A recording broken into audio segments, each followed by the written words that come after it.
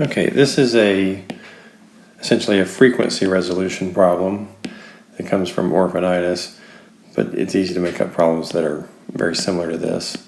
So let's take a look. Frequency resolution. The idea here is you have some frequencies that you know the nominal values, and you want to maybe it's like a tuning problem where you want to make sure that the values you're getting are the ones you're expecting. Okay, and so we can do the analysis. We can look at the various frequency parameters. Okay, so 1, 1.5, 2.5, 2.75 kilohertz, and we know the sampling rate is 10 kilohertz. And what we're wanting to do is come up with the minimum number of samples so that we see distinct peaks at these frequencies. Okay, so we can do this for two different kinds of windows. He talks about doing it for a Hamming window. We'll also do it for a rectangular window.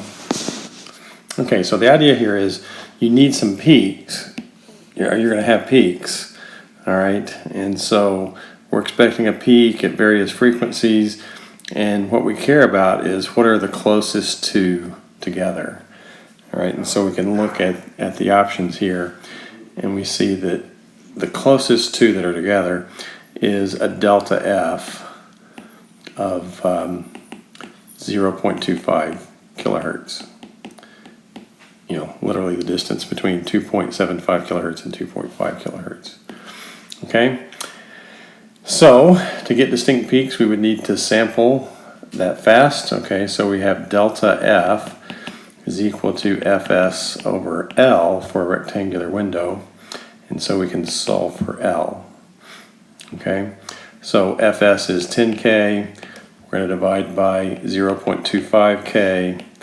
The K's cancel, and we see that we need, on the order of 40 samples to get distinct peaks.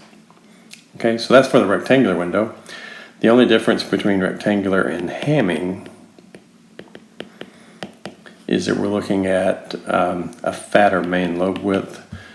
Okay, so we'll have to have more samples to get distinct peaks. Okay, so the formula then is C times Fs over L, where C is 2 for a Hamming window. I mean, it's the same thing here. There's a C out in front, but C is equal to 1 for a rectangular window.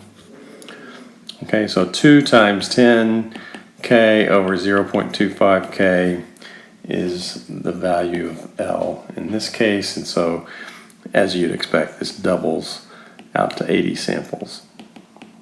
Okay, so if we collect 80 samples from this sum of frequencies, we would get 4 distinct peaks when we do the DFT and make the plot.